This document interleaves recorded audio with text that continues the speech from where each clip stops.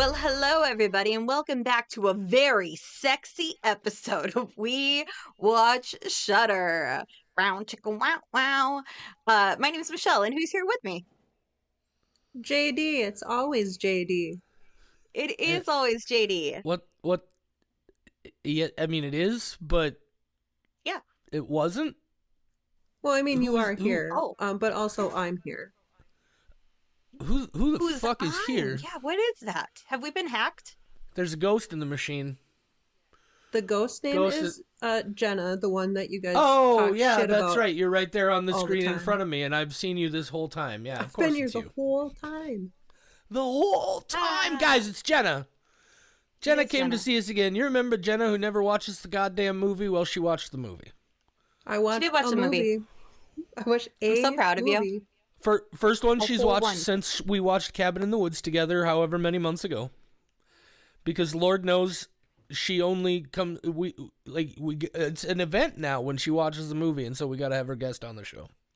Yeah, I can confirm that I have invited Jenna to the movie theater, and she has shown up and she's been in the movie theater while a movie was playing, but she still did not watch it. Didn't fucking see it. Can you believe No, that? she was like, I just like to pay money for tickets.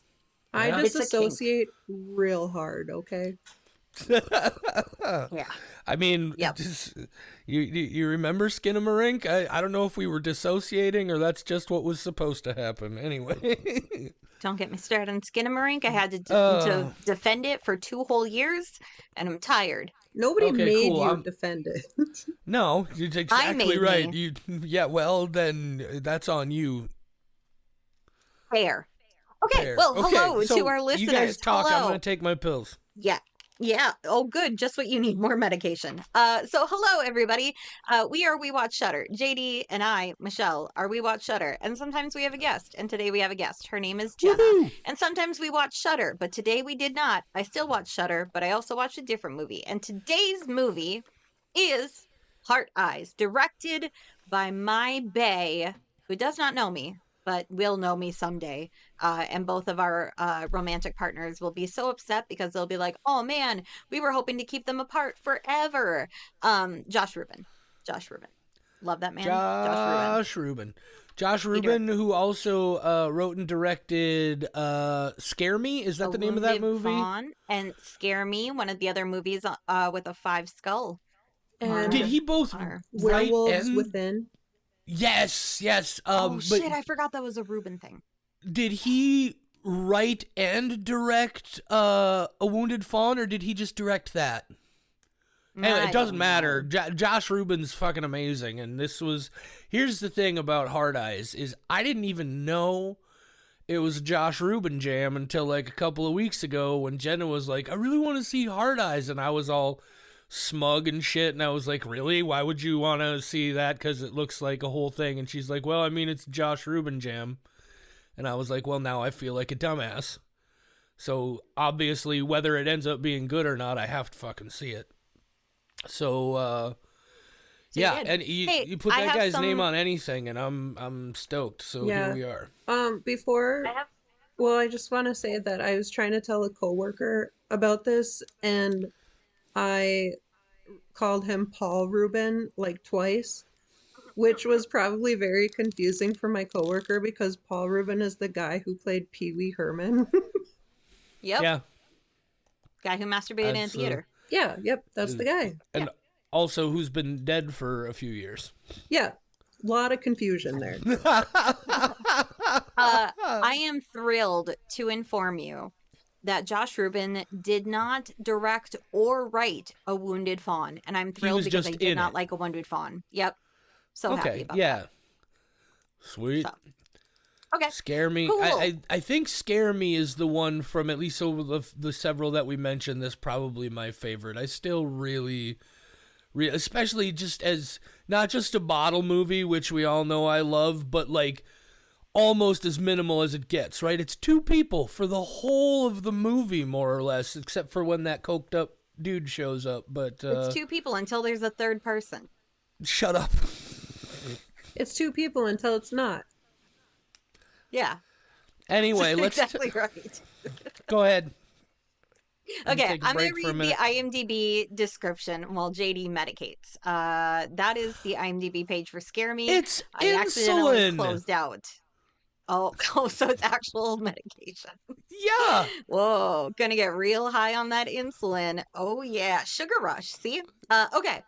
The IMDb description for Heart Eyes is: for the past several years, the Heart Eyes killer has wrecked havoc on Valentine's Day by stalking and murdering romantic couples. This Valentine's Day, no couple is safe. Heart Eyes 2025, rated R, an hour 37 minutes. Jenna, as our guest, would you like to hit us with your spoiler free thoughts? Yeah. So I guess, well, I don't know. Let's see. I gotta choose my words here because I don't really want to spoil anything, and I might accidentally do that. No, somebody else go first.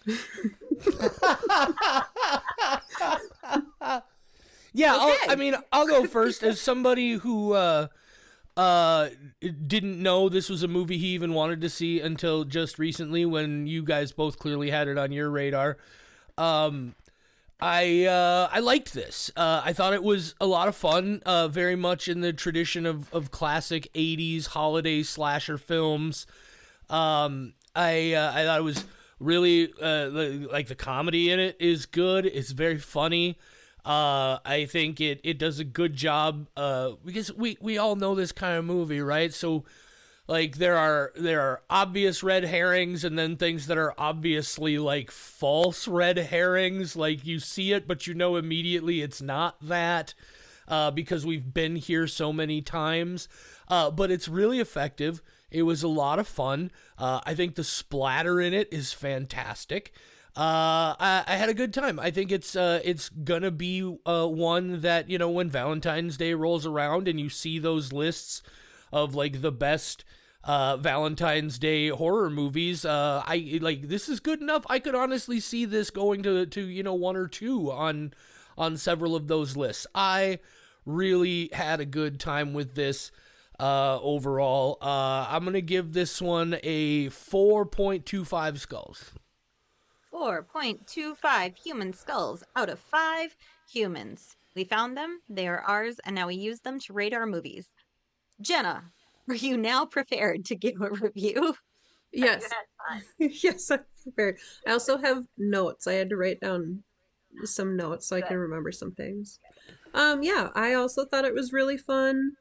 I enjoyed that it was like kind of blended two different genres together a little bit, like kind of like a slasher horror comedy and also like rom-com, and it used tropes from both. And it was very fun, but I also think that it could be like even a legit date movie if you wanted to bring somebody to see it.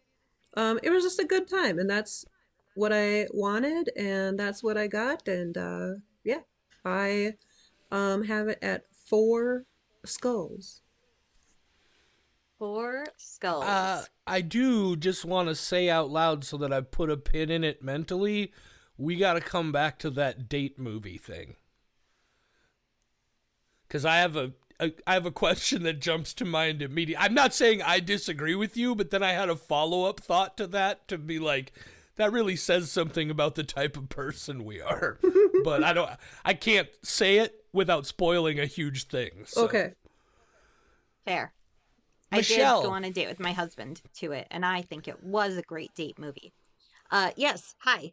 So I gave it a 4 1/4. Jenna gave it a 4. What are your spoiler free thoughts on Heart Eyes? Okay.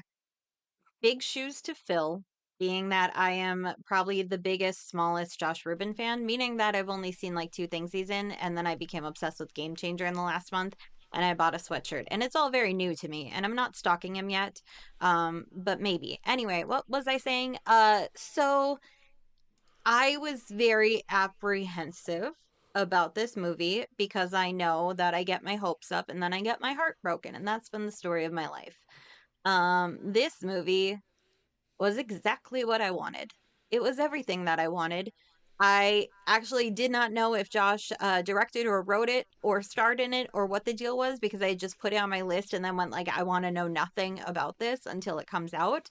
And my favorite thing was the directing. And then it turns out my bae, he was the director.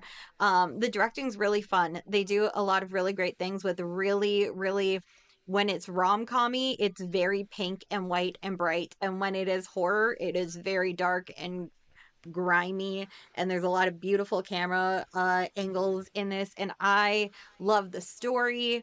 I laughed so much throughout this. It just overall was really, really great. I do think it could have chopped off 10 minutes at the end. When I thought it was over, it kept going, and then when I thought it was over, it kept going. One of those, like an Energizer Bunny. Maybe if they had like condensed that a little bit. But that said, I still fucking love this. I will watch it many times. This is a 5 skull movie for me. 5 skulls for Michelle. Oh, hi, puppy. Sorry, guys. This Hi, dog Mojo. just walked into Jenna's camera that you can't see, but I can't not He's so acknowledge the judgy. puppy. He's a beautiful judgy. puppy. Anyway, so 5 for Michelle, 4 for Jenna, and 4.25 for me. I can do this. That's 4.375 average, Michelle? No, 4.416 repeating. Really? Yeah, I mean, I typed it into a I calculator. believe you. I believe you. I'm Wait. not in the proper condition for math. 4.25 plus And divided by 4. 3. Yeah, it totally is 4.416 repeating. I gotcha. Oh, this is the angriest Shady's ever been at me. Look at him, furious. I'm not angry, Michelle. Now Whoa, I'm angry. Now. Angry Whoa. about Jesus. math. Whoa. Jesus. Yeah. Anyway. Jeez. Okay, so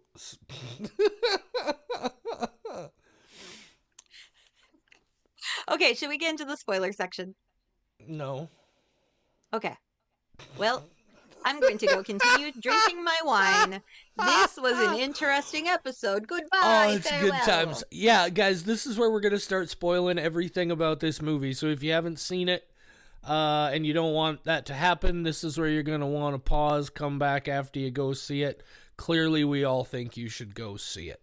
All right. So Michelle, is this where we're gonna surprise Jenna and ask her to summarize the plot of the movie off the top of her head for us? Oh, that face says no. That's a big no. Okay. I mean, all right then, I could, Michelle. but it would be like 2 sentences, few words. Fair enough. Fair. All right, Fair. Michelle, are you prepared? Are you prepared? No, but I've been drinking wine and I feel overly confident. Let's do it. Cool. Okay. Heart Eyes. First off, the movie starts with Amazed by Lone Star, and then I got just very, very giddy because that was the first slow dance song in 8th grade with Ben Kim. That played at every school dance, and my first dance was the last dance of the night, and it was Amazed by Lone Star. And Ben Kim had a huge crush on me, and he made me a little wooden reindeer that year for Christmas. But then he never asked me out, so we never officially dated. So, and now I don't know where he is. He might be dead for all I know. But anyway, so I had fond memories of that song.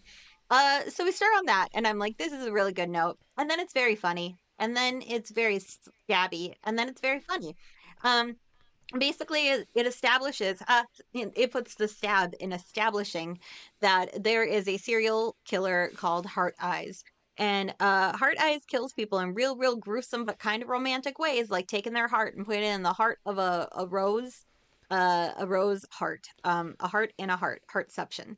And then there's this lady, her name is Allie, and she's played by Olivia Holt, who I kept, like, the entire movie I was staring at her face and being like, I know you from something. And then I was so distracted that I did miss some important plot points because I was like, where do I know you from? And then it turns out, according to IMDb, nothing. She has not been in anything that I am familiar with, but she looks vaguely like Mandy Moore, so I think that's why I fixated. Anyway, Allie, it is now Valentine's Day, and the Heart Eyes killer is out there, and she's gonna get fired, but then this big hunky guy that she had a brief interaction with at the coffee shop, he shows up, and he's gonna take her fucking job, because that's what all men are out to do, ladies. If you think you're doing well in an office environment, the second somebody with a big old dick walks in, they're taking your job. And that's exactly what Jay Simmons is here to not do. and he's instead there to sex up Allie. So he's like, hey, can we have a work meeting at a fancy restaurant? And Allie's like, I'm jaded, but I'm also gonna go do a little trying on clothes montage, and that'll be really fun. And then I learned that the 80s are back in style, and that's weird because her shoulder pads were gigantic, and apparently that's fashionable right now. And I do not know what is fashion. I am wearing a t-shirt with a pigeon that says "Stay cool," and that is the equivalent of my fashion expertise. So Allie, she tells Jay basically like, I'm not here to fuck you. No siree. And then they end the date early. But then they kiss because her ex-boyfriend, who she's still not over, even though she broke up with him because Allie's just got some problems, you guys. He shows up and he's British, and then he's got a girlfriend. She's also British, and like, whoa, of course they're together. British people can only marry British people. That's a rule. I didn't make the rules. I just follow them. So they're off to have some British babies, and those babies are going to love tea and talking down to people because they're going to be real British about it. And then the Heart Eyes Killer sees Allie and Jay and goes, ah, a couple. And on Valentine's Day, I only kill couples. So he decides that he's going to kill Jay and Allie. And then they're trying to explain, no, we're just coworkers. And we're also not having a great time hanging out and everything's going wrong. But yet there's still like kind of a fun will we, won't we thing between us. But you got it wrong. And the killer's like, nah, bitch. I know those hard eyes. You really, I got the hard eyes, so I can see your hard eyes. And then he tries to kill him, and it's of course typical slasher thing, but so much better because it's interwoven with Valentine's Day. There's a part where people are fucking in a van. There's a part where a guy gets stabbed in the eye and then gets his face all waxed. And I don't mean like removing hair. I mean like a candle falls on him and now he's a wax man. He's a wax man. Na na na na na na na. Yeah, okay. So that happens. A lady gets beheaded in a way that made me go, holy shit, in the movie theater. Really love that. A whole bunch of stuff. And then it turns out they catch the Hard Eyes Killer and they reveal a person that we have not seen in the movie. Nobody knows who the fuck this guy is. And I love that. Because the entire time, don't put your hand up, JD. Have I finished? There is one big reveal first. So they reveal that we do not know who this guy is. And they're like, who the fuck is that? And nobody knows. So then they're like, hey, we got the Hard Eyes Killer. And then Jay goes to fly away on an airplane. And then she goes to run after him in the airport. But then she gets a phone call and, oh no, it's another Hard Eyes Killer. They didn't catch the Hard Eyes Killer, JD. I watched the movie. So then they go to a church, the St. Valentine's Church, very on brand. And it turns out the lady who's a police detective, this is why you can't trust the police, ACAP. The lady who's a police detective and the IT guy, they are in a throuple with the other guy who the Hard Eyes Killer was. But they're not a throuple. He was just like a fun guy. He was a fan. And they were all killing at different points. Hard Eyes Killer was played by many people. They love the chapel and they love killing Jay. And then there's a whole bunch of like fighting in the way that you would expect. And then long story short, Allie and Jay trauma bond and now they are in love. And everyone is happy. And that is the movie, Heart Eyes. Yeah, I just did the dudest thing I've done in a long time, which is I had jumped to the conclusion that when you said nobody knows who this guy is, you were already talking about the IT guy at the end of the movie. And I was so excited to say, "Nuh-uh, you're wrong," that I stopped to actually, consider. Yeah, you were so excited to to tell a woman that she was wrong that you didn't even know that she was just to not be done fair, talking. To be fair, Michelle, I think you know me well enough to know that it has nothing to do with you being a woman. It's just because You just love everybody is being dumber right. than me. And Fair. I was so wrong. I was so excited to prove you wrong that I completely forgot the first of the first dude. And regardless Wow. of gender. We Right, learned nothing. Right. I don't think you're stupid because you're a woman. I just think you're stupid because you're a person. See, if somebody asked me Not. if somebody asked me what this movie was about, I would just be like, two people trying not to fall in love, and then there's a guy called Hard Eyes, and he's gonna try and kill them, and then they fall in love. Yeah. Yeah. That's how all relationships now- start out. So here's the thing I wanted to bring up. The immediate thought I had when you said that, like, you feel like this could be also a good date movie was, wait, the movie with 2 decapitations in it?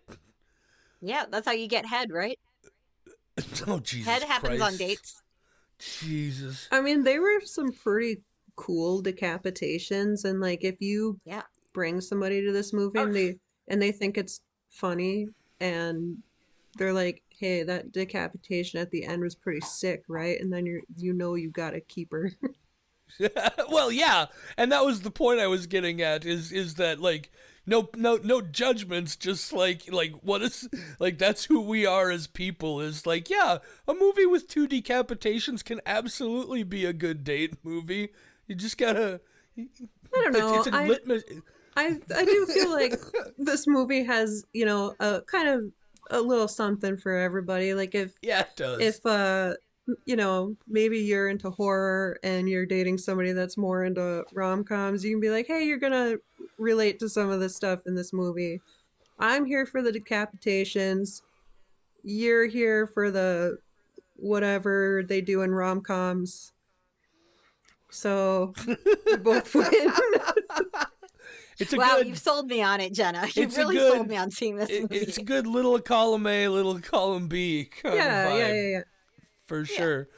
Yeah, I love how, like, again, because, like, obviously the big trope is we're immediately gonna assume it's like, oh, he just came into town for the day and all of a sudden people are dying and he's so, like, it's so on the nose that you're immediately like, well, it's definitely not him, right? And then in a way also, like, as soon as that IT guy showed up and they have that one interaction, like, you're immediate, like, why does that guy, it's like in that movie I almost named where I almost spoiled some stuff and I won't do it, but it's like the moment I saw, and so, like, it knows what it's doing, right? And then it still manages to be, like, somewhat surprising, right? I was surprising in the sense that I was very confused when they took the mask off the guy, because I happened to look down at my phone and I was like, wait, this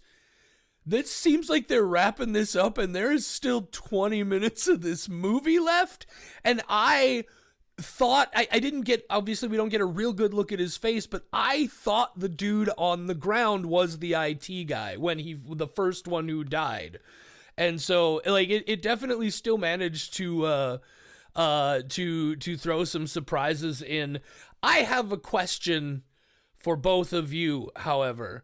I would like you, in honor of Valentine's Day, to please evaluate for me the dateability of this dude. Of Jay Simmons or Yeah. Hard Eyes Killer? Because both do it for me.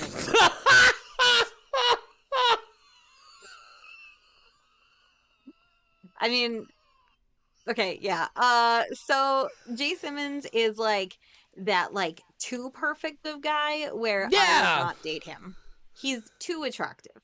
That's He's that's very the impression conventionally I good got. looking.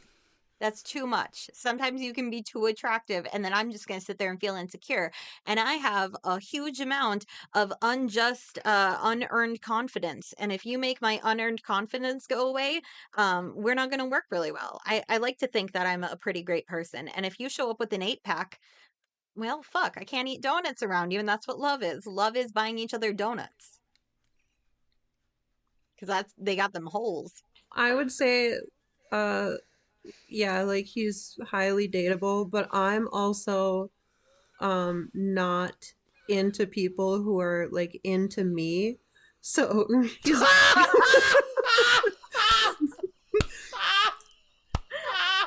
so Same. if I was talking to Jay and like in the movie when he's like, "Oh yeah, well we should go to dinner," and this like laying it on really thick, I'd be like, "Ew, what is your Yeah, problem?" That's what, because there's a moment, that first dinner scene, right, where they get together and he's obviously trying to lay on charm here, and they get there and she's finally had enough of it, And she just like lays into him about how like this is ridiculous shit. And then it gets turned around on her to the point where now she feels like the bad guy. And I'm just sitting there like, no, she had a valid fucking point. Like, this guy is being really kind of shitty to a certain extent. Why is she the bad guy now? But I don't know. I don't even know where I was going with this. But okay, now, Michelle, evaluate the dateability of the Hard Eyes Killer. Oh, here's the thing that I love in movies that this movie did a lot. At no point, you could go grab any knife that you have at your house, any kind, machete, butter knife, an axe, kind of a knife in a way. And if you swing it in the air, it's not going to make a sound. This movie is full of the thing that horror movies do where they swing a knife and it goes shing, and that's really sexy. So if the Hard Eyes Killer can make a shing sound constantly, I'm into it. That's the whole works. That's the whole package right there. Is just. I also have a thing for masks. If I can't see your face, like it's it is a Schrodinger's good cat. mask. It's a good mask, but I like a Schrodinger's. Like, are they hot? Are they not? How do you evaluate this mask in the grand scale of slasher masks? It's really high up there because the heart eyes become night vision, and that's really yes, that was freaking cool. That was awesome. And honestly, I don't even care. Like, just the little light up eyes, that little effect, just a little ostentatious. Like this isn't some guy who just like the idea is that Jason, like, he found this burlap sack that he put over his head, and then he just happened to find this hockey mask, and that's what he wears now. Like this, or like in My Bloody Valentine, where a dude just has like a fucking gas mask on. This is a movie where this guy was like, he's serious about his shit, right? Like, he put some work into that mask. And it makes sense too, because when we come into the movie, like, the Hard Eyes Killer is already like a very well established character. Like, they're doing all the news things, and he's called the Hard Eyes Killer, and they're like, HEK comes out on Valentine's Day, so everybody should stay inside, all you couples, and like all the little news footage things were very fun. So you're like, oh, okay, so everybody already knows about Hard Eyes. Oh, is that the end of your statement? I guess. I felt like you were going to continue. I don't know. Well, even to the extent that you do see early in the movie, like, there are kids or whatever, like, or somebody is wearing like a mask that's a parody of the Hard Eyes mask, right? Like, almost like a Halloween mask. So yeah, it's this thing that's oh God, where did Michelle go? Oh, now she's back. Okay, you disappeared for about a split second, Michelle. Are you the Hard Eyes Killer? Yes, my video got blurry. I tried to turn off and on my webcam before you noticed, but you're too high to not acknowledge it. Michelle, on that good insulin. What part of my 55 screen capture dissection of Late Night with the Devil made you think I was not going to notice you turning your camera off and then on again? Good point. I have a theory. I have a fan theory, you guys, that I just came up with, and I feel really smart about it. Hit me with it. So, David, I think, is the name of the IT guy, one of the 1/3 of the Hard Eyes Killer.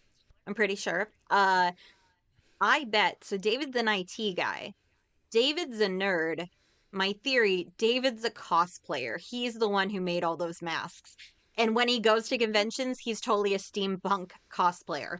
And this was a way of just extending a talent he already had. Because you can't hire somebody to do that for you. Because then they're going to be like, oh, I know who bought these masks. That's a very specific mask, and I'm the one who made it. You have to make it yourself. David's a fucking cosplayer.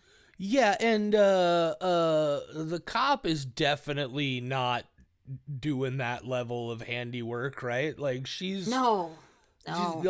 way too fucking no nonsense to waste time on fancy mask chicanery. Yeah, do we want to like explain who these people are that we're talking about a little bit? Oh, absolutely not. No. So why would we ever do such a thing? The killers are revealed to be David, who is this random IT guy that we see for like 30 seconds, about 3/4 of the way through the movie, who has just a very brief well, he tries to like shoot his shot with Allie, the main character, and she's like, "Oh no, no thanks, guy." And he's like, "Oh, all right, whatever." That's, oh no. Oh That's how you no, make sure that they're not interested in you. that's how I talk to Ugh. people. So I just, oh no, Yeah. no. Yeah. And, Kind of. and then his accomplice is the female cop lead, Jordana Brewster's Either Hobbs or character. Shaw. Oh, Shaw. Shaw. Charlene Shaw. Hobbs and Shaw. And Hobbs and Shaw. and they're just a couple that just like really gets off on killing, so it's like a sexy thing for them, which I kind of thought was fun because I'm like, yeah, you know what? Sometimes you get a slasher and it's like, oh, this bad guy is because your grandma, the lineage and all this stuff. I'm like, oh no, they just kill for fun. Like there's no crazy backstory. There's nothing more to it than they're just like, yeah, we see a couple and then we torture them and kill them. That's it. We hunt them down. Yeah, it's I did you guys maybe get the impression that like so I thought for a moment like maybe David was the original Hard Eyes killer and they met after his maybe first or second killing, and like that's what brought them together is like she was into Hard Eyes on some sort of perverse level, and then they kind of met and she joined in, or had they been together for the whole time, do you think? Hope they tell us in the sequel. Heart Eyes 2. Heartening, the heartening. The heartening. I like Hard Eyes 2 Electric Boogaloo.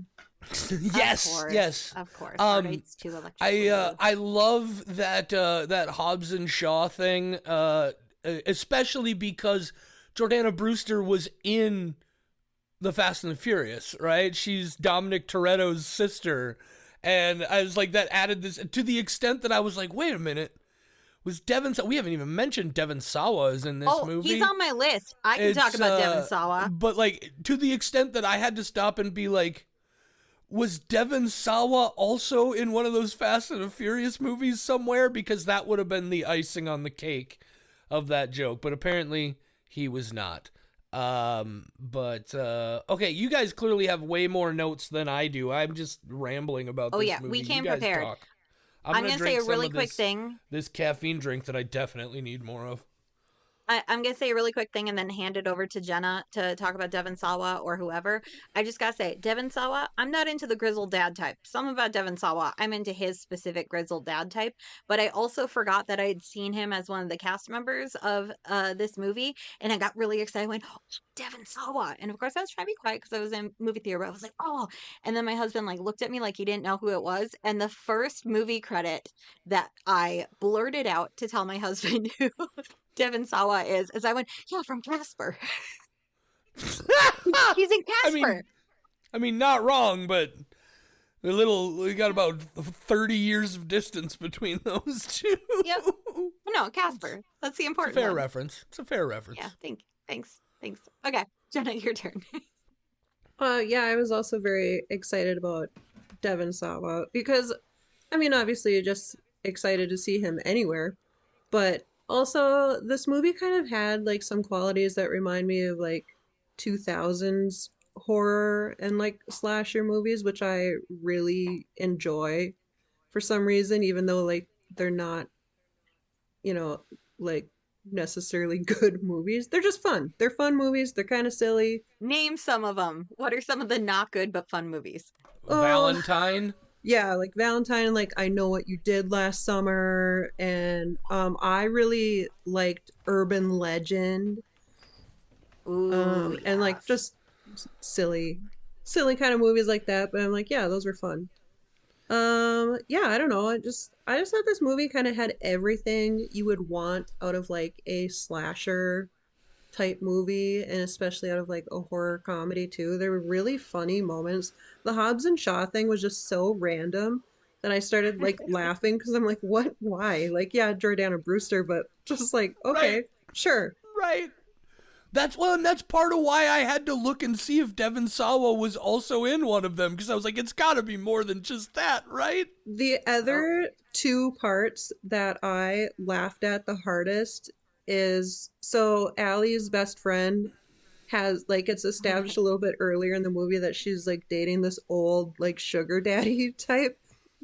And after they go through the fake out Hard Eyes killer, they talk on the phone and her friend is like, "Oh, are you okay? Like, do you need to use my whatever the guy's name is, his panic room?" Like, Yeah.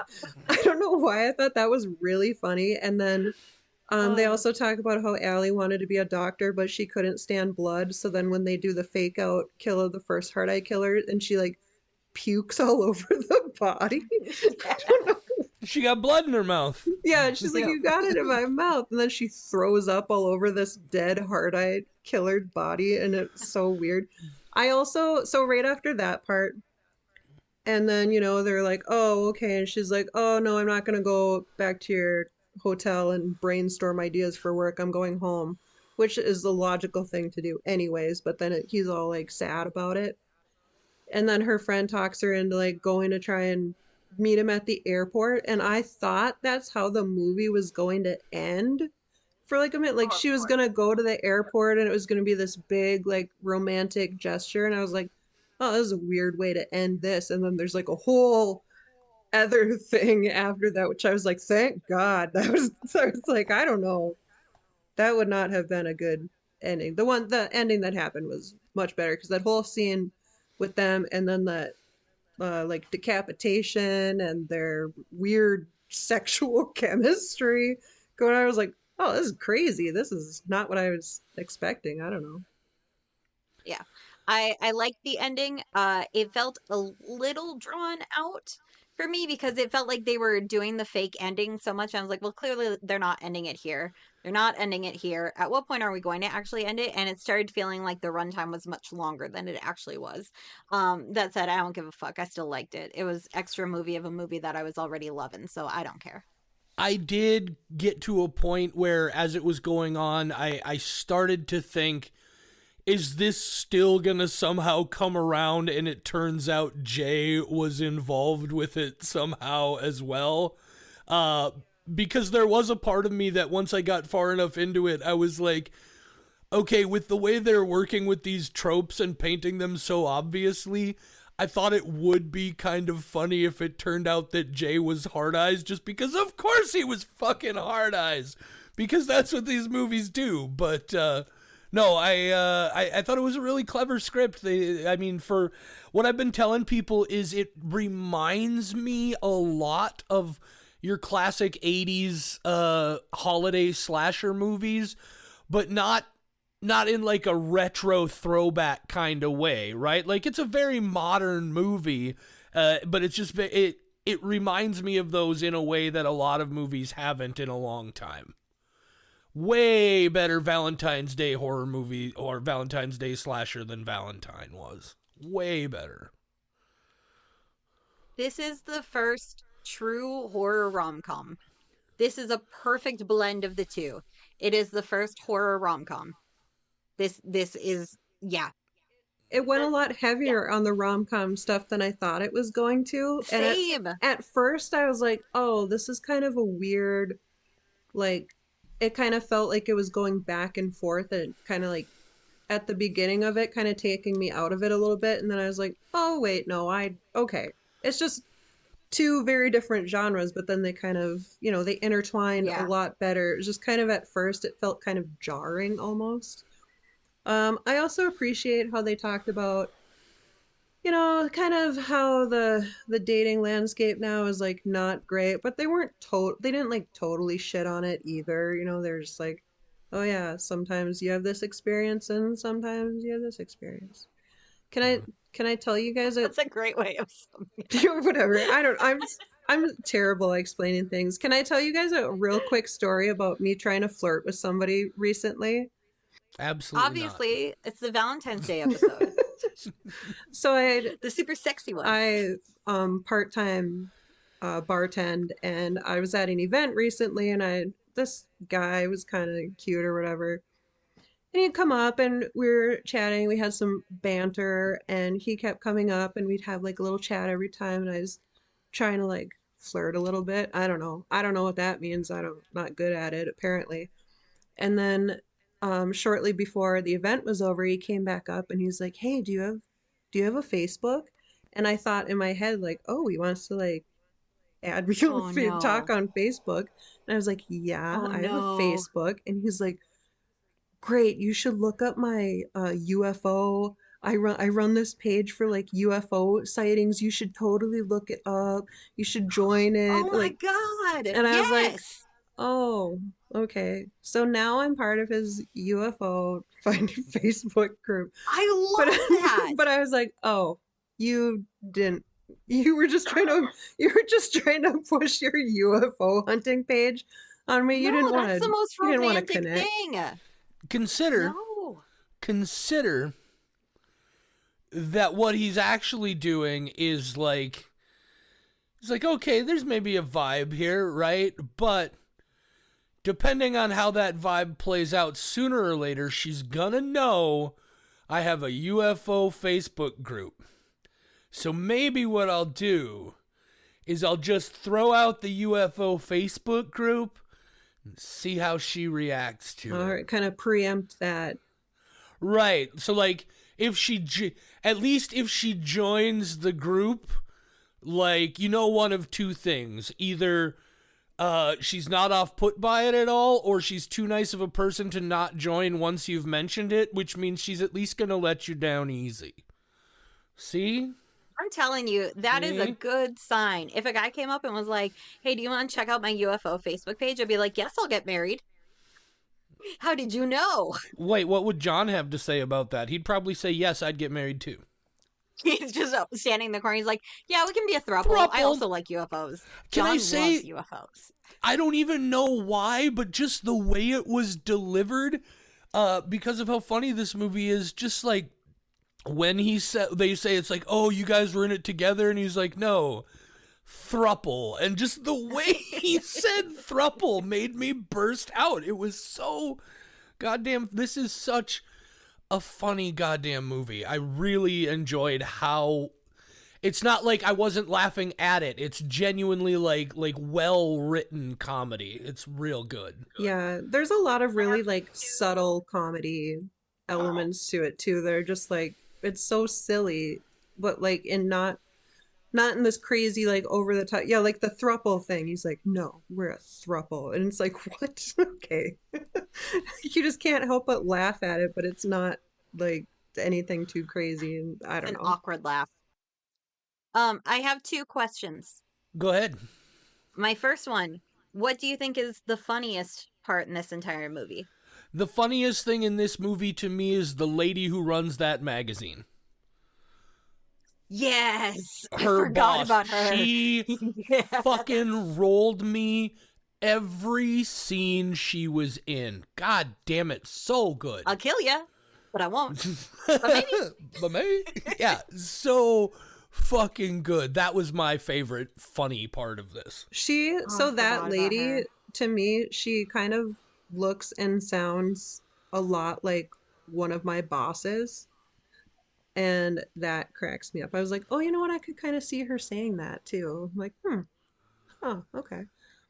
I also really appreciated that character because she shows up early enough that like I was still in that trying to figure out the tone of this, you know, like how much of this is deliberate and how much of this is accidental, just, you know, I'm amused by it as opposed to it was supposed to be funny.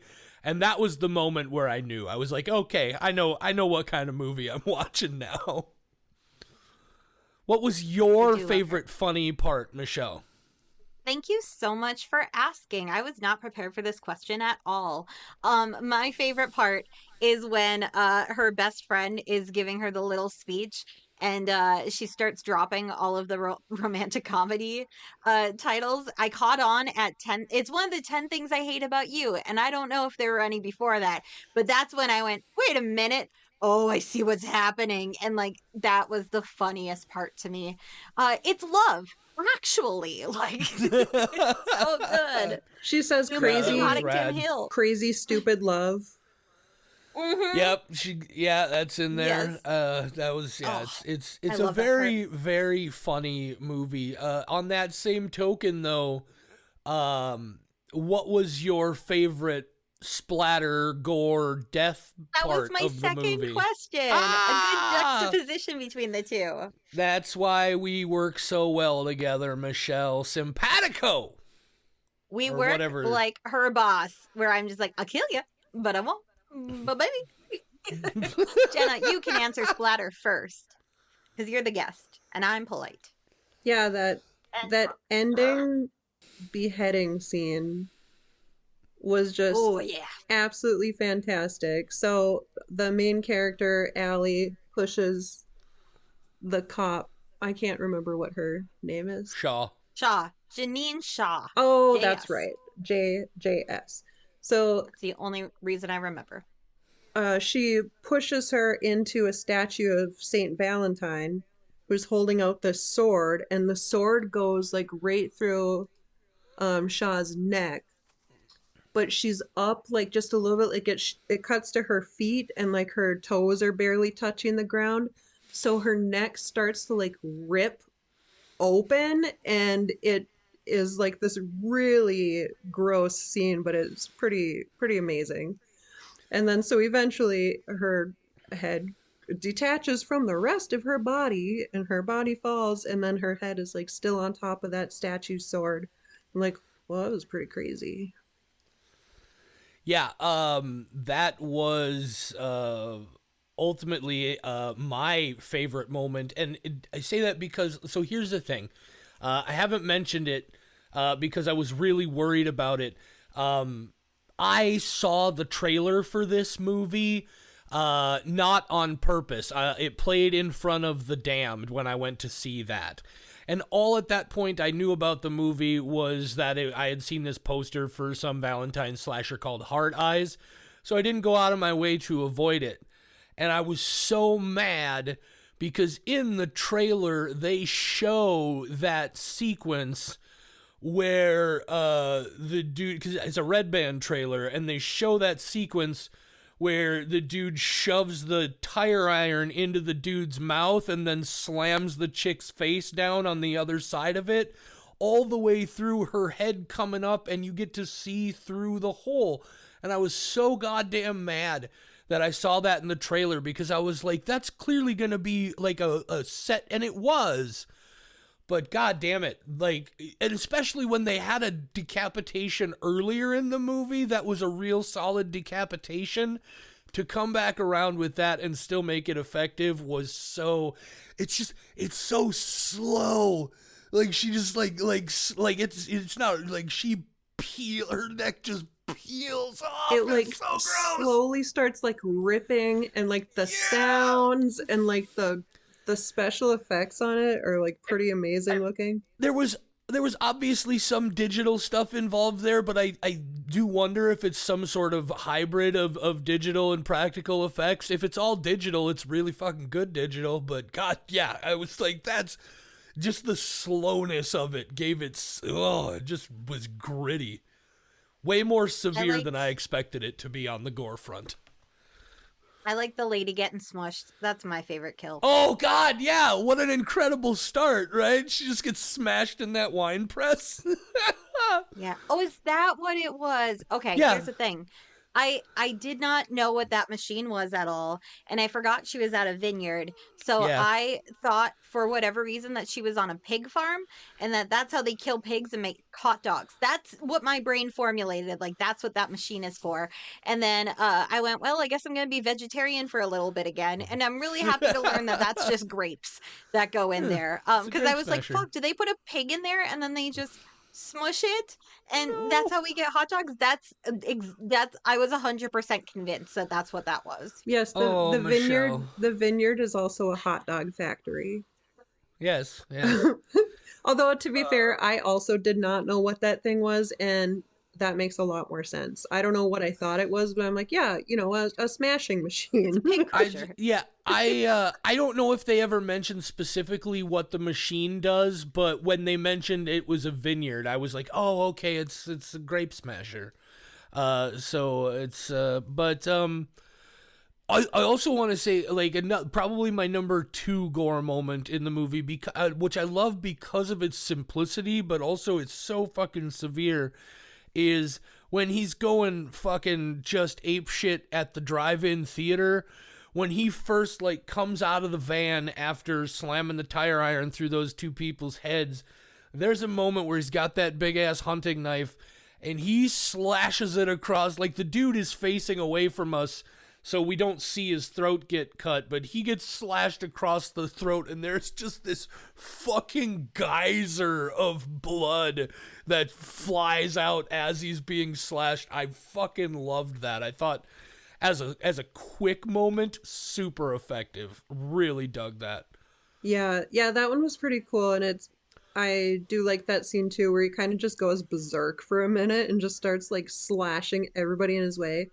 And then I think that's also where Josh Rubin steps out of his car and yells for Yes. somebody to call 911. I had that on my list too because I was the only person in my theater who cared about that moment. Yeah, I was curious if he was gonna make a quick appearance somewhere along the line, and I'm glad he did. Yeah, it's pretty exciting to see him. But yeah, I enjoyed the whole sequence of the drive-in theater. Was very fun. The van moment kind of cracked me up a lot too when they're having this like they're bonding and they're having this heart-to-heart moment and there's 2 people boning in the back of this van. Yep. Yep. It made a Yeah. very long, boring romantic conversation so much more interesting. Because if they didn't do that, I would have been like, oh, God, just shut up. Stop talking about your feelings. Okay, full disclosure. I saw this movie at an 11 o'clock a.m. screening on a morning where I had only had about 4 or 5 hours of sleep. I do have to admit, I did doze off for just a little while during that whole them in the van sequence, because you're right. It is the, like, of the big, like super, like, the serious side of romantic comedy moments. It was something. I was never fully out, but I was in that sort of in and out kind of thing where I was like, man, I gotta, because I was in the Dream Loungers, and so I was like, I gotta put my fucking feet down and sit up, and I woke right back up, but I was starting to drowse a little bit during that point in the movie. Wow. The movie put you to sleep. No, And you still gave it a 4.25. It was, yeah. Well, to be fair, yeah. Frankly, I feel like giving me a little nappy break there maybe is where that extra quarter skull came from. It might have just been a 4, but I got a little snooze in because, this is the part that I don't care about. Got a little rested and got you all amped up for the rest of it. Michelle, Right, I also absolutely. really enjoyed the opening that it started with Lone Stars, Amazed by You, because it also brought me back to like high school dances. I think that song Mhm. and what's the Aerosmith one from Armageddon? I don't want to close my eyes. I don't want to fall asleep. Those 2 Don't songs want to miss will a thing. forever be like ingrained in my brain as like high school dance, Yep. high school slow dance songs. And then just them doing like the influencer thing of like trying to catch this like proposal moment on camera and like doing like fake proposal to try and get it again was very funny to me too. Yeah, that I whole loved opening all of that. sequence was solid. Yeah. I have strong opinions about Valentine's Day because I grew up with my family's family-owned flower shop. So Valentine's Day for me meant work, but I liked it because I liked this is the thing I'm unpacking in therapy, but gift giving is my love language because I used to be the person who would deliver flowers and I would see everybody get really excited when they got like a surprise bouquet. But that does mean that Valentine's Day to me is like not a big romantic thing. But this movie, oddly enough, made me go like, "Aw, I want to celebrate Valentine's Day really hard this year because it just made everything look so sweet and lovey-dovey. Everything is like every ounce of the beginning of the movie is covered in Valentine's Day stuff. All of her coworkers are wearing white and pink and red. There's like all of the furniture in that boardroom is like white and pink. The coffee shop is fully decorated. Valentine's Day does not go that hard in Fargo, North Dakota. Nobody would spend time decorating for it. So I loved all of those aspects, and I went, fuck, maybe I want to feel romantic for once. But then I got out of the movie and I snapped out of it. I remembered, no, girl, you got work to do. There's no being relaxed and happy for a day. You have so many things on your to-do list. And I'm in therapy. That was it. That was my thing. Guys, I apologize if you've occasionally noticed me making weird faces. My dog is making, once again, the most grotesque farts. This whole time I've been sitting here trying to maintain the conversation while my dog is just bombing me over and over and over. Oh my God, it's been an experience recording this episode is all I'm trying to say. So that was my little non sequitur. What else do we have to say about Heart Eyes? I do hope there is a sequel. I think there's prime ground for a sequel. Just in that part where they talk about is like, oh, we met each other online in this group about these things, you know? So you could very easily tie something in with that.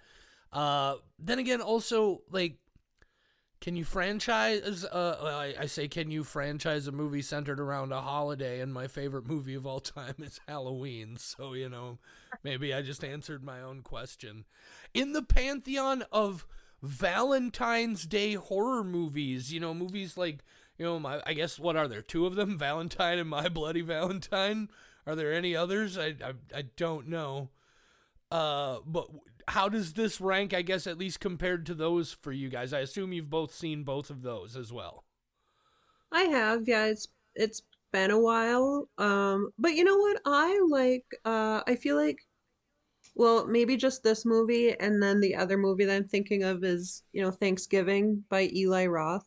But I'm like, I want to see more slasher horror that is around these like bizarre, like these other holidays that are not Halloween or Christmas.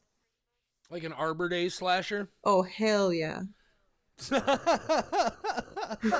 But no, I guess I was thinking more just specifically about Valentine's Day horror movies because, like, I was thinking about it.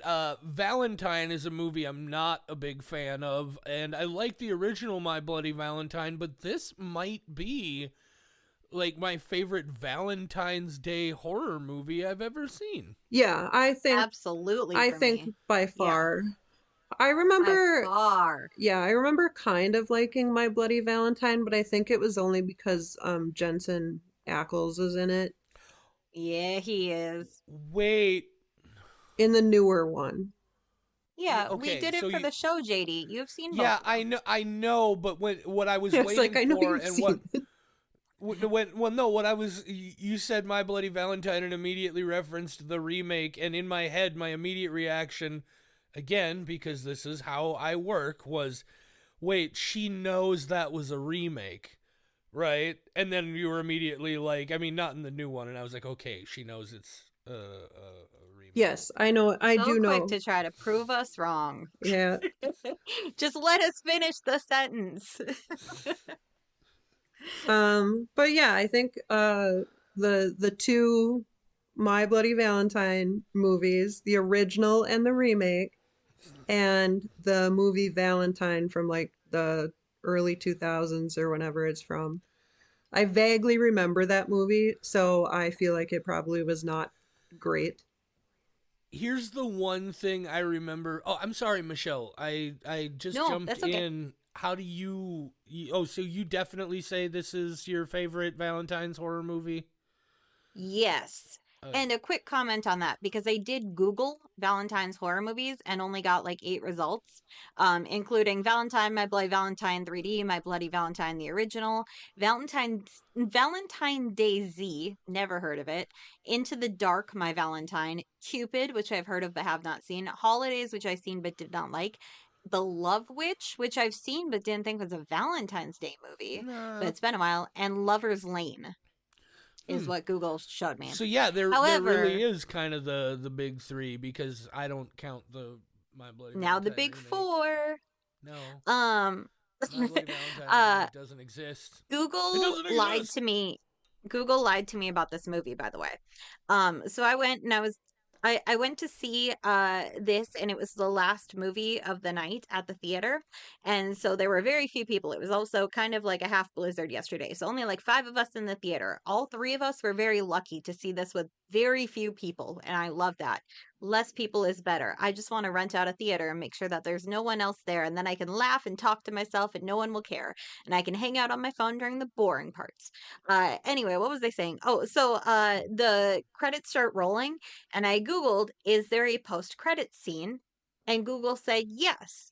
And then it showed us a mid credit scene, and I said, we can't leave yet because Google says there's a post credit scene. And then there was never a post credit scene, and it was the last movie of the night, so the screen just went black. And it was that eerie silence, and I turned around and nobody else was in the theater with us. And I went, oh, okay. For some reason, I feel kind of dumb sitting through the whole credits because there's no one else here. And then we left and we went to the parking lot, and our car was literally the only car outside the theater. And it just felt so fucking awkward. I felt like all the employees knew that Google had lied to me. Um, That's that.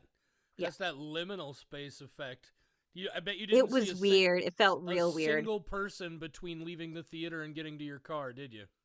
No, I mean, aside from Yeah. my husband, but he doesn't count. He's an Well, extension of yeah, myself. exactly. Yeah, but yeah, I've I been would there absorb his as body well. into mine if I could, anglerfish It's style. oh Jesus. Yeah, I do think it is funny that all 3 of us saw this movie yesterday, but at 3 separate times. JD went Yep. at 11 o'clock in the morning. I went at, Well, it's cheaper at 11 a.m. and oh, I'm Poe. I'm Poe. yeah. I thought about going at 11 a.m. as like, and then I ended up not being able to. So I left work early and went at 4 p.m. And there were 2 other people in the theater besides me. And then Michelle and John went for the very last showing of the night. 10 p.m. on a Friday and only 5 people in the theater, and it was on the ultra screen. Yeah, I. So that was Oh, you crazy. saw it on the big screen, huh? Oh yeah, That I was. did. I am glad that they did finally. 'Cause I'm not a big fan of the ultra screen myself. But What? I Bigger know. is better. But for a while, the ultra screen was like the only screen they had the movie scheduled on, and I was like, "That's wild! I've never seen that before." But yeah, when I bought my ticket, I was the only person in the theater, and I even checked it again before I left home to go to the theater, and I was still the only tickets sold. And when I got there were 2 other seats sold by the time I got there. And then, while we're all in there, it's just me and 2 other people flying solo, all 3 of us, right? Whatever, it's fine. We're all just like, let's go see it at 11 o'clock in the morning so we don't got to deal with any fucking crowds. And then another couple of people came in. It was a couple, an older couple, looked like they were maybe late 60s, early 70s. And I get it, like, the theater technically has assigned seating, right? But this is probably like 100-seat theater with 3 people in it, and they came and sat down as close to me as they possibly could without invading the 2-seat sort of couples seating arrangement there. I was like, I get it. Those are the seats you. First of all, when you bought your tickets, you would see that somebody has already bought that ticket. Why would you buy tickets that close to somebody else in the They first were place? scared of getting scared. They It wanted you was to be there for them. it just felt so, to the extent that I almost got up and moved to a different seat, but then I felt like that would be super awkward. That just cracks me up so much when you said that in the chat yesterday when the those people showed up and sat like one seat away from you in the same Yeah. So row. the theater has they call it the Dream Lounger, and they're these recliner seats. They're all big and comfy, It's but a they're set up. couch. Yeah, they're So set up in great. like 2-seat couch setups with a raisable arm in between them, so you and your buddy, or probably not your buddy, you're gonna be snuggling with, but you know, most people. I'm just saying that's not necessarily the terminology most people would use, but you get the picture. I desperately hate the word love seat, and I'm trying to avoid saying it. I don't know why, it annoys the shit out of me.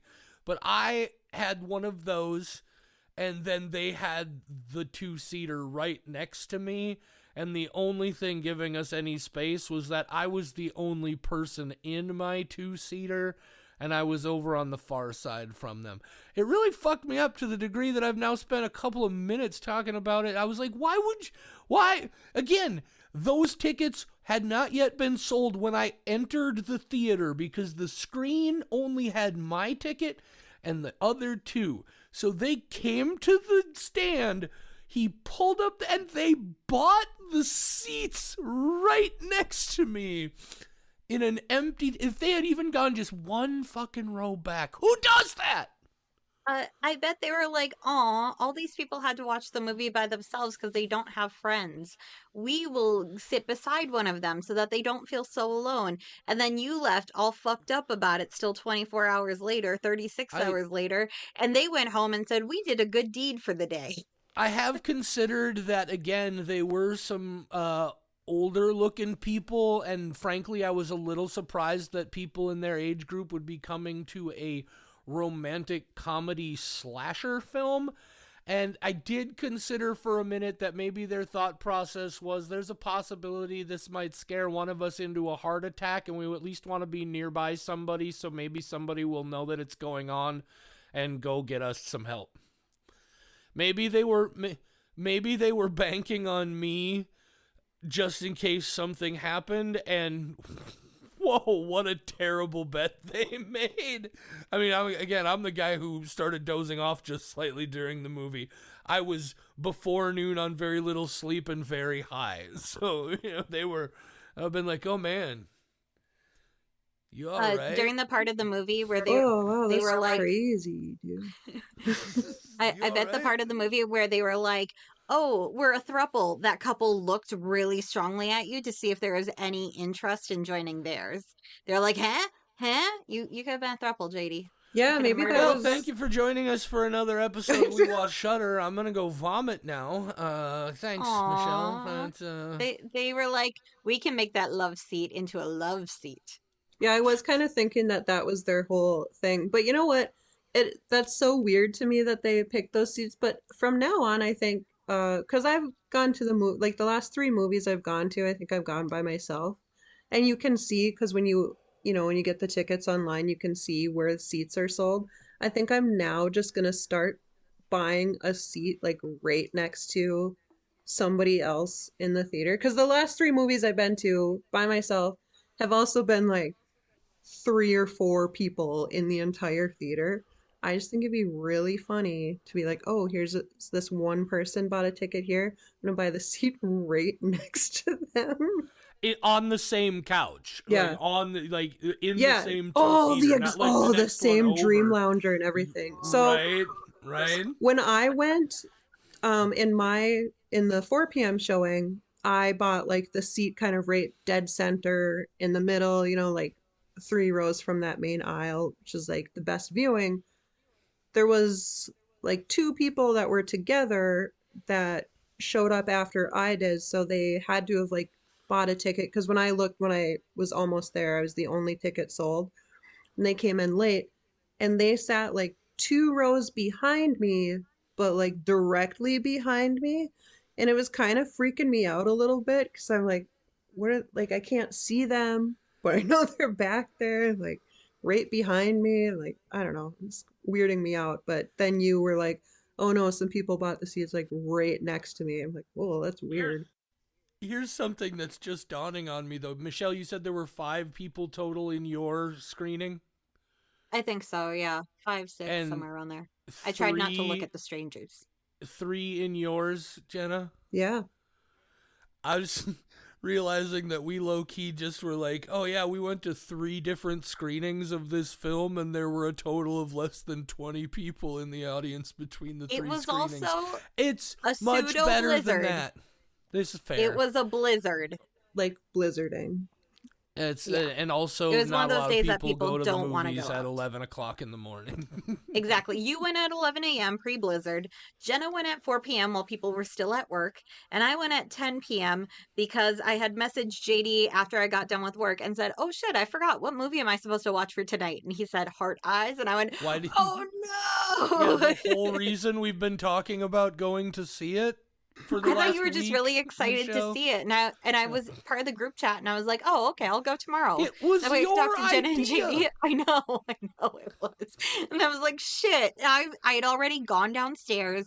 I had gotten my cross stitch out. I had the cat napping on my lap already. I was ready to just chill as soon as I was done sending this last email. And then I was like, I have to go put real clothes on. And that was kind of a bummer. But even worse, I went, I have to go put makeup on.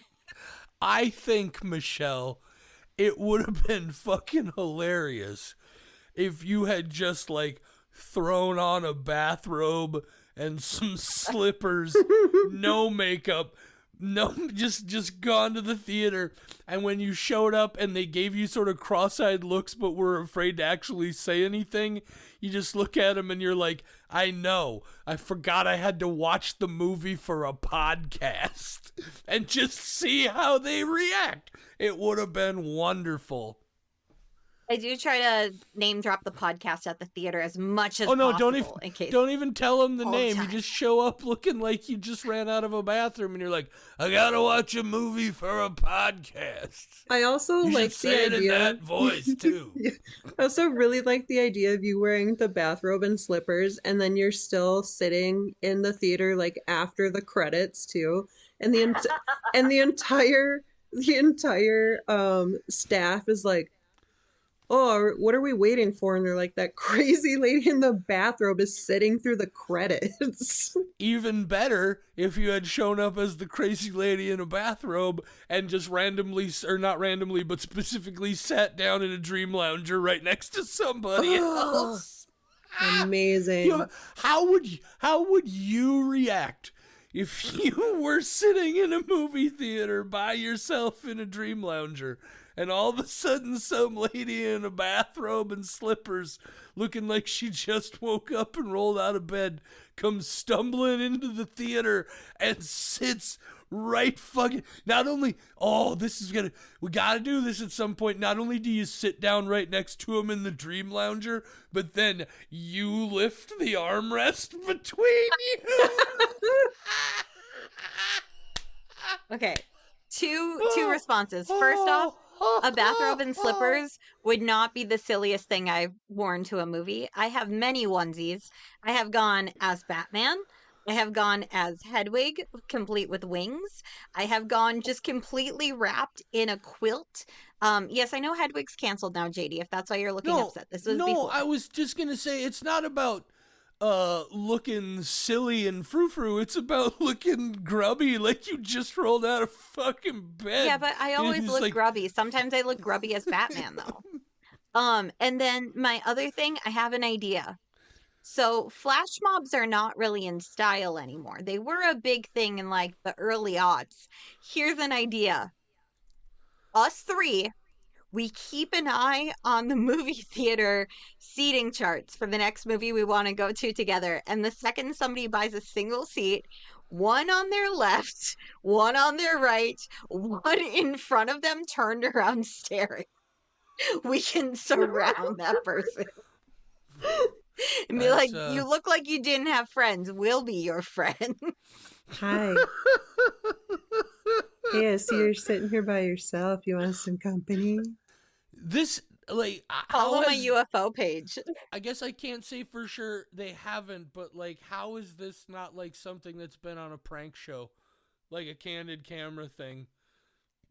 I guess it would be very difficult to set up, right? Because how many people are just gonna get lucky enough to be at the movie theater alone? But god damn it, that would be so funny. I'm gonna do this. You guys, I think we've sparked a thing in each other where if all three of us, okay, if we were playing Truth or Dare, I would dare you all to do this because I'm absolutely going to do this. Next time I go to a movie alone, I'm going to sit right beside the other person who's there alone. And hopefully it's a movie as weird as The Substance, which is the last movie I went to alone by myself. And then it was two people in front of me, one guy behind, and the movie finished and we all stood up and just like went, "What the fuck?" and started talking to each other because we didn't have a person there to talk to about the movie. That's what happened when I went to. If you sit down right next to somebody in the Dream Lounger, like, they're gonna get up and move, right? I wouldn't. No, I would be too scared to move. But then, like, you get up and move, like, with them. So I don't know. I still would like to try it. I know I said I'm like, oh, that's fucking weird that somebody did that to you, but I have no shame, so I'm like, well, I want to do it. I want to do I it to just think somebody. it becomes exponentially creepier if they stay, because now it's just like, oh shit. Yeah, you're like, oh, I was trying to weird you out a little bit, but you kind of seem like you're into it. Right now, I'm trapped in this scenario, and frankly, I was only here for the joke. I don't like being close to people. Yeah, you're like, well, now I'm uncomfortable with what I have done. We live in the Midwest. I would stay because I wouldn't want to hurt their feelings. And if anything, I'd offer them some popcorn. What if they're lonely? And then we're both Michelle, just sitting there assuming the other one is lonely and not enjoying ourselves. Michelle, I live in the Midwest, and I shout at people who cut in front of me in line at the fucking grocery store. Do you think I'm afraid to make a scene in a movie theater? I don't. What if their grandma's dying and they have to hurry and they need the salami right now so that because it's the only thing it's their grandma's favorite food. She Look, loves salami and she is dying and she doesn't have teeth, so they are going to have to chew it and spit it into her mouth like a bird. I'm not going to get in between that traumatic moment. All I'm saying is if the grocery line is deep enough that they had to call somebody else up to open another cash register, and they say, next person in line can start unloading on that next aisle, and some jackass from the back of the line just runs over there real quick when there's not just me, but there's two people in front of me who have been waiting even longer than I have. And this motherfucker goes, yeah, goddamn right I'm gonna fucking yell at him right there in front of all those other people. I mean, he had it coming. Fucking right he did. The only time I've been that mad at a theater was a year or two ago when we had a crazy big blizzard. And again, upper Midwest, we're used to really bad blizzards. All of us always have enough food to get by for a couple days in case one just surprises us. But this was a big one. And I went to the grocery store the day before the blizzard was going to start because I'm a dumbass and I did not know how busy it would be. And the lines were backed up like all the way back through the aisle, back to the milk section. And that was the angriest I've ever seen a crowd of people because there was only one cashier and she was a young lady and people were just like being dicks to her. But I stood for an that poor hour girl. waiting to buy my milk. Oh. But on the plus side, going down the aisle, it was the snack aisle. So I just kept grabbing things as I was standing there waiting. And I had just my arms full of like pretzels and chips and shit by the time I got to the front. I would like to make it very clear that Scott Ecker and I almost started a fight with another couple of people in a movie theater once because they wouldn't shut the... Like, I will shout at a motherfucker in a movie theater if he won't shut the fuck up or he's got his cell phone turned on. I will fucking shout at a son of a bitch. I don't give a fuck. I paid good money to come in here and watch this movie. I didn't pay to listen to you fucking bellyache. I get... Oof, wow. How did I get all upset? No, I think you have a good point. I just feel like a lot of fucking little asshole behavior like that continues because somewhere along the line people were like, oh, it's not worth making a fuss about. And then, you give them an inch, they take a mile. Next thing you know, you got jackasses driving the wrong goddamn way down the aisles of a parking lot, not paying attention to what they're doing. Anarchy. I have JD, look what I dare you. I have a dare for you. The theater yesterday before the movie started was advertising their kid-friendly showings where tickets are only $3, and I was thinking about like, oh, I bet that's like the really disruptive showing where like people are like really loud and you just deal with it because they're kids and everybody's running up the aisles. I dare you to go to one of those and just yell at any of the kids talking during the movie. the difference there, Michelle, is No, there is no I'm not difference. I think I'm it'd be not hilarious. I'm not dumb enough to buy a ticket specifically to not just a family movie, but a screening of that movie that's specifically advertised for families to bring their kids to. I know what kind But of the tickets are environment so that's cheap. gonna be, and I'm not gonna go. I No, have the I wanna sense to go. not do that because I understand their children. Right? I understand that's why they have the goddamn thing in the first place is, oh, maybe if we have a special movie where the parents can bring their kids to the movie, maybe they won't bring so many kids to the movies where they annoy the fuck out of people. You know, it's one of those, I'm not going to the movies with the kids. Maybe don't bring your kid. Somebody brought a baby to Hereditary, Michelle.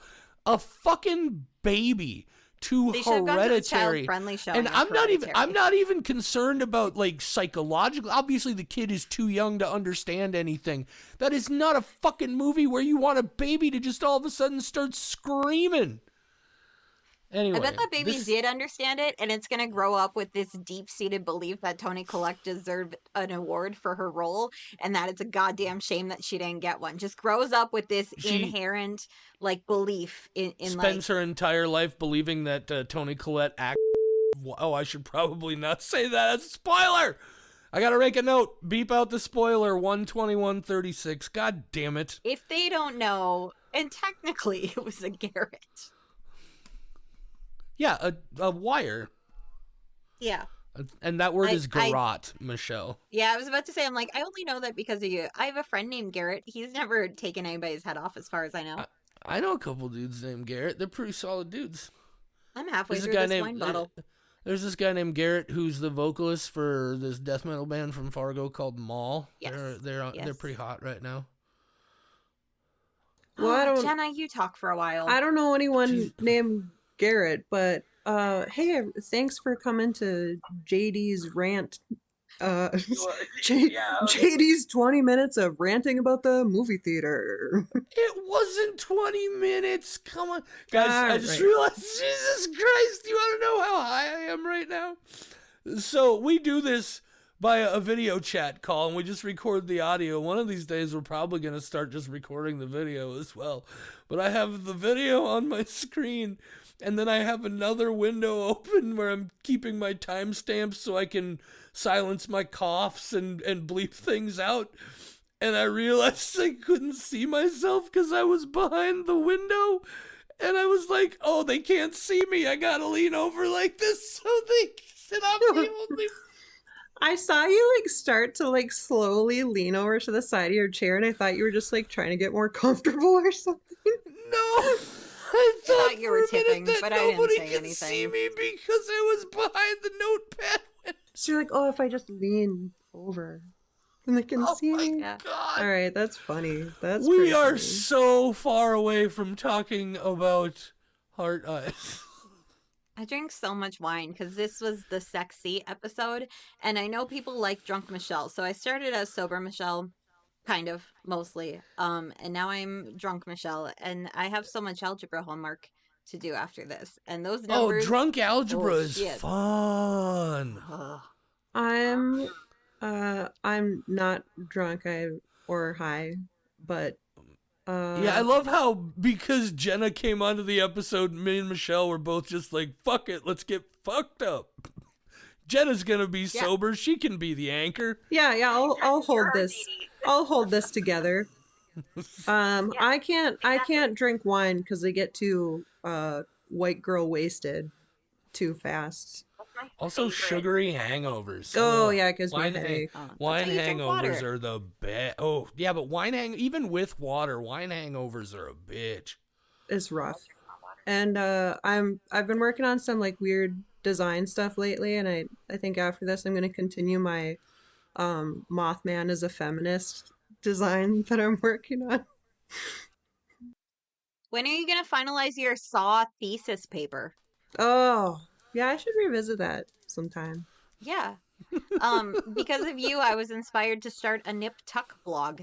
And I've written several of them, but I have not published any yet because I do need to have them queued up so that I don't just drop like 5 now and then none later. But because of you, I'm doing a real deep dive into Nip Tuck and how freaking weird it is. There's a whole mime phase. There was a mime phase for a whole That's another season. that's another show that I watched every episode of as it happened. That's a weird show. It sure is. It sure is. Okay, I've run out of things to say. I'm just thinking about how Josh Rubin is a genius, and I might, now that I'm drunk, hold off on the algebra and instead just go watch some Make Some Noise with my favorite noise boys, because I am absolutely obsessed. Like, Make Some Noise is the funniest thing I've seen in my entire life. Yeah, Michelle, last time I was at your house, we had Saturday, which is where we watched three Saw movies, the first three Saw movies in a row. And then we just watched Make Some Noise for like 3 more hours after that. Yeah, it was a great choice. We need Saturday 2.0 so that Tristan can see the rest of the series. And then we need a third Saturday because we're not going to get through 7 movies. I mean, I could, but us 3 together, we talk a lot and we are not going to get through 7 Saw We did. movies. I was at your house for like 9 hours that day, but Yeah. You're welcome. It was a great time. it was a good day. I like how your husband left and went and did. I think he was playing some D&D at my sister's house, and then he came back. He's like, "You guys are still here." Yeah, because I was like, yeah, this is what we do. We needed to watch Tristan watching Saw Yeah, it was pretty ridiculous. and then yell at her about how good it is when she didn't seem to appreciate it. So Tristan has only seen Saw 4, and we were both like, "What? Who starts with Saw 4? That's so weird." And so we made her watch the first three Saw movies, but we had to, like, we'd watch her and be like, "Okay, you really need to pay attention to this part because it's like very important to the story." And we're like, basically narrating Saw as it's happening. I'm sure she was thrilled with us, but You guys know we're still recording the episode, right? JD, let's be honest, we quit recording about Hard Eyes about 45 minutes ago. No, that's why I'm just like, I mean, I took my time. You guys take your time. Before we started recording, you did have a 10-minute rant about something. What were you ranting about for a very long time? I don't think I was. You've had so many rants since then that I forgot what you ranted about before we started recording. And then you said that this is what our show should be, us just ranting about things. And we went, yeah, that's exactly what our show already is. I think I forgot what you ranted about. I don't rant, either. Okay. therefore I am. Ugh, well, I'm halfway through a bottle of wine. I'm having a good wine time over here. I think I'm gonna go watch some of my Noise Boys. Hard Eyes was real good. Thanks for being a Yup. guest, Yeah, Jenna. in conclusion, Hard Eyes, pretty good. You guys should go watch it. You know, Hard Eyes, that movie we were talking about almost an hour ago. I did a terrible job of keeping this on the tracks. Yeah, you Good did. point. You should you get better for the Can't next DD time. for us anymore. We'll make Tristan DD. Michelle, you just went all blurry. That's how drunk you Yeah. are. Is you're blurry on the My camera camera now. went blurry, and I can't turn off the camera and turn it back on because then you'll yell in alarm that I'm gone, so I can't fix it. Look, it's Either not way. my fault, Michelle, that I notice things. All right, I'm I wouldn't do that if I hyper was you. vigilant. It's a trauma response. Oh wow. It also makes me really, really good at watching movies. So you know, silver linings. My trauma response is to disassociate and remember nothing. Yeah. Yep. Okay. JD's playing with a rubber band. We should probably let you go. If you were anything like my cats, I'd have to take that to make sure you don't eat it and die. Yeah. I'm not gonna eat the rubber Oof, band, Michelle. You could though, if you really wanted to. You have free will. And I also have free will to not be dumb and eat a rubber band. Wow. So the people who eat rubber bands are dumb now. Can't believe you'd be so Yes. controversial.